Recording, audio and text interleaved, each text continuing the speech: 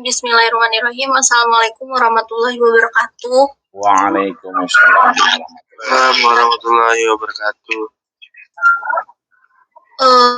Ini dari kelompok 1 menjelaskan tentang hakikat manusia dan kebutuhan terhadap Tuhan.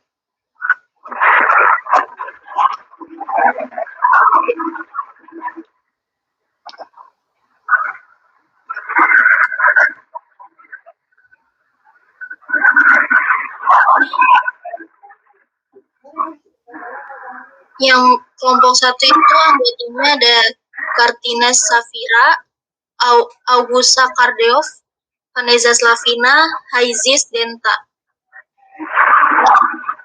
Selanjutnya, manusia sejak awal kehidupannya tidak pernah lepas dari kebutuhan akan agama dan Tuhan. Dalam dirinya ada fitrah, yaitu kecenderungan alami untuk mencari makna, tujuan, dan arah hidup.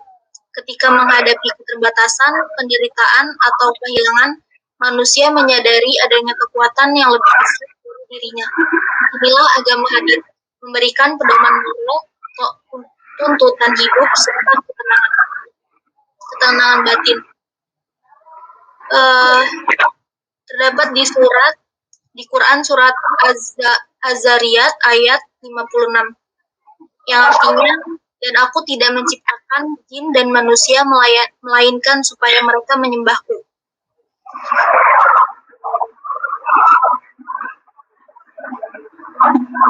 Selanjutnya ada tentang sifat manusia. Manusia adalah makhluk ciptaan Tuhan yang memiliki kedudukan istimewa. Dia diciptakan dalam bentuk yang paling sempurna, dilengkapi dengan akal, hati nurani, dan fitrah yang mendorongnya untuk mencari kebenaran. Semua potensi ini menjadikan manusia mampu membangun peradaban dan mengenal Sang Pencipta. Namun, di balik kesempurnaan itu, manusia juga menemukan kelemahan, yaitu ia mudah dikuasai hawa nafsu, lalai, bahkan lupa terhadap jati dirinya sebagai hamba Allah. Karena itu, manusia selalu membutuhkan bimbingan agama agar tidak tersesat dalam hidupnya. Contohnya ada di Quran Surah As-Sin ayat 4. Sesungguhnya kami telah menciptakan manusia dalam bentuk yang sebaik-baiknya. Referensinya dari Muhammad Fuad Shihab dari bukunya yang Wawasan Al-Quran halaman 274 sampai 279. Selanjutnya ada tugas dan tanggung jawab manusia.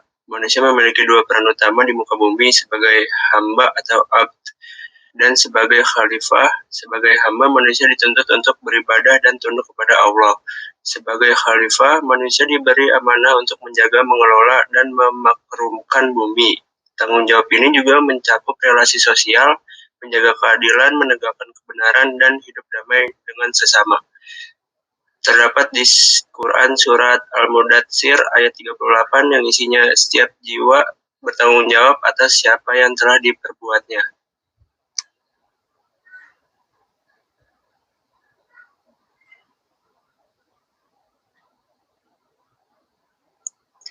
Selanjutnya 4. Hubungan manusia, agama, dan alam semesta. Manusia, agama, dan alam semesta adalah 3 hal yang saling berkaitan erat. Agama memberikan arah dan nilai hidup. Manusia menjadi pelaku yang menjalankan ajaran. Sedangkan alam semesta menjadi tempat manusia hidup dan mengabdi. Agama mengajarkan agar manusia memperlakukan sesama dengan adil serta menjaga kelestarian alam sebagai amanah dari Tuhan. Dengan demikian, hubungan antara manusia, agama, dan alam semesta membentuk kesatuan yang harmonis. Agama memberi petunjuk, manusia mengamalkan, dan alam semesta menjadi sarana mengenal kebesarannya. Terdapat dijelaskan dalam surat Quran surat Al-An'am ayat 165 yang artinya dialah yang menjadikan kamu sebagai khalifah-khalifah di bumi dan meninggikan sebagian kamu atas sebagian yang lain beberapa derajat untuk mengujimu tentang apa yang diberikannya kepadamu. Karangan dari M. Quraisyab, Tafsir Al-Misbah Juz 7. Kesimpulannya, yaitu pada akhirnya manusia diciptakan bukan sekedar untuk hidup, tetapi untuk menyadari tujuan keberadaannya, mengabdi kepada Tuhan, membangun hubungan baik dengan sesama, dan menjaga alam semesta. Ketika manusia mampu menempatkan agama sebagai pedoman, potensi dirinya sebagai kekuatan, dan alam semesta sebagai tanda kebesaran, maka akan lahirlah kehidupan yang selaras, adil, dan penuh makna. Terima kasih.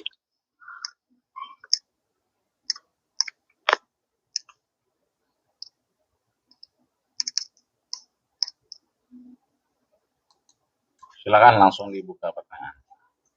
Baik, mungkin ada teman-teman yang ingin bertanya.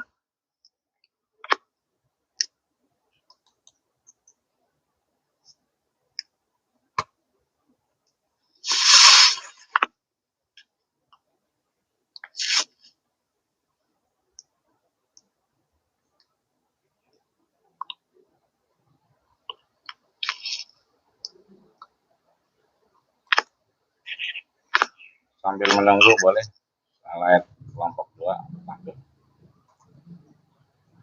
Silakan.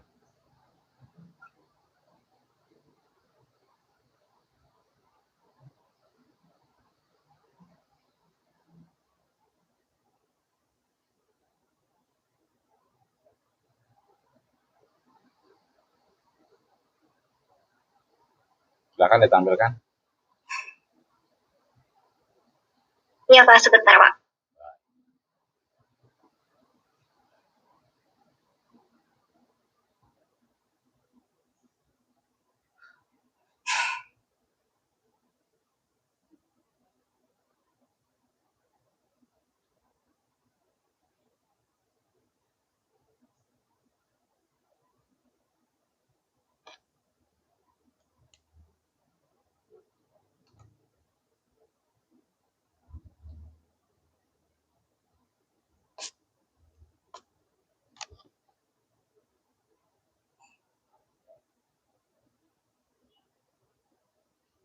Apakah sudah terlihat Pak?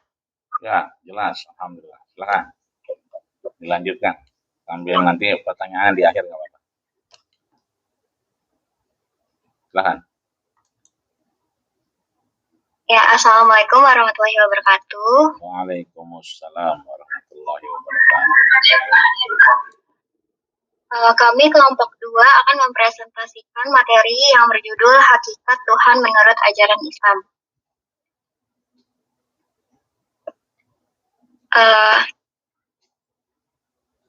Jadi sebelum mengetahui apa itu pengertiannya dan tujuannya, di sini ada nama anggota dulu deh. Nama anggotanya di sini ada saya sendiri, Nindiani Setiawan, ada Muhammad Rafid, Andarul, Mutia dan Syahrul. Nah, di sini ada latar belakang. Jadi latar belakang dalam ajaran Islam merupakan dasar utama keimanan. Islam mengajarkan bahwa Allah adalah Tuhan yang wajib disembah, memiliki kesempurnaan tanpa kekurangan, serta dikenal melalui Asmaul Husna, yaitu nama-nama indah yang mencerminkan sifat-sifatnya. Pemahaman tentang hakikat Tuhan ini menjadi fondasi dalam kehidupan beragama dan bermasyarakat. Pengertian dan tujuannya dilanjutkan sama teman saya. Selanjutnya, pengertian dan tujuan. Secara istilah dalam Islam, hakikat Tuhan adalah pemahaman tentang Allah Subhanahu wa Ta'ala sebagai Zat yang Maha Esa, tidak bersekutu, tidak menyerupai makhluk, kekal, dan memiliki sifat-sifat kesempurnaan. Allah adalah pencipta, pengatur, pemelihara, dan tujuan akhir dari segala kehidupan. Tujuan kita mempelajari hakikat Tuhan itu yang pertama menguatkan iman kepada Allah Subhanahu wa Ta'ala sebagai satu-satunya Tuhan. Yang kedua menjauhkan diri dari syirik atau menyekutukan Allah. Yang ketiga mengenal sifat-sifat Allah agar kita lebih yakin dalam beribadah kepadanya.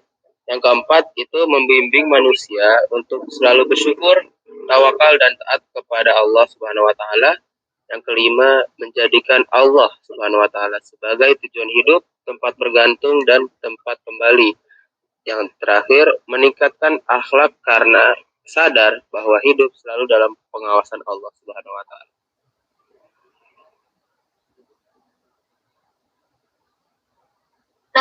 Di sini ada dalil Al-Quran tentang hakikat Tuhan. Yang pertama, surat Al-Ikhlas ayat 1-4 menegaskan keesaan Allah. Yang kedua ada surat Al-Baqarah ayat 255, ayat kursi, Allah hidup kekal tidak mengantuk, tidak tidur dan menguasai langit serta bumi.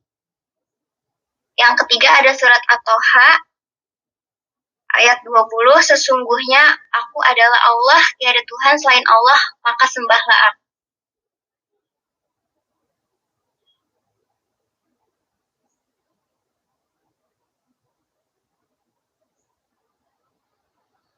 Terus di sini ada konsep sifat-sifat Allah. Hakikat Tuhan dalam Islam dapat dipahami melalui Asmaul Husna, yaitu nama-nama Allah yang indah yang menggambarkan. Yang pertama, Allah adalah Maha Esa, Al-Ahad, Al-Wahid, tidak ada sekutu baginya, sehingga hanya Dia satu-satunya yang patut disembah. Yang kedua, Allah juga Maha Sempurna, Al-Hayy, Al-Qayyum, tidak memiliki kekurangan sedikit pun dan selalu berdiri sendiri tanpa membutuhkan apapun. Yang ketiga, Allah bersifat Maha Pengasih dan Maha Penyayang, Ar-Rahman dan Ar-Rahim, yang menunjukkan bahwa rahmat dan kasih sayangnya meliputi seluruh makhluk dan banyak sifat-sifat lain dari Allah Subhanahu wa Ta'ala di dalam Asmaul Husna. Selanjutnya, ada peran Allah dalam kehidupan. Yang pertama, sebagai pencipta. Seluruh alam semesta berasal dari ciptaan Allah. Yang kedua, sebagai pengatur. Semua hukum alam dan kehidupan berjalan atas izin Allah. Yang ketiga, sebagai pemberi rezeki. Semua makhluk mendapat rezeki darinya. Yang keempat, sebagai pelindung, tempat bergantung dan memohon pertolongan. Dan yang kelima, sebagai hakim. Allah yang menetapkan pahala dan siksa di akhirat.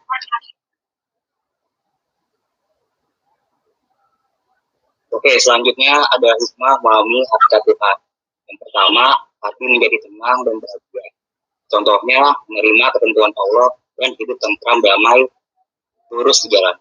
Yang kedua, meningkatkan keberanian. Contohnya, tidak gentar menghadapi cobaan hidup. Ketiga, mendapat ridho dan rahmat Allah. Contohnya, lebih dekat kepada Allah dan mendapat kehidupan yang mulia. Yang keempat, mengenal kebenaran dan kebatilan. Contohnya mampu membedakan mana yang baik dan mana yang benar, mana yang salah. Dan yang kelima, menjalani kehidupan lebih baik. Contohnya bijak dalam bertindak, rajin beribadah, dan berbuat kebaikan.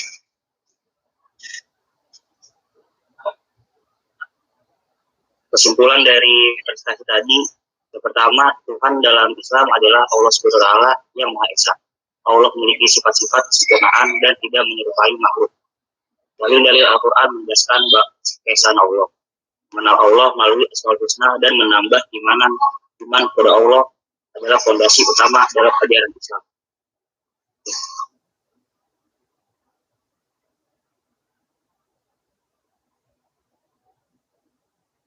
Sekian presentasi dari kelompok kami. Apakah ada pertanyaan?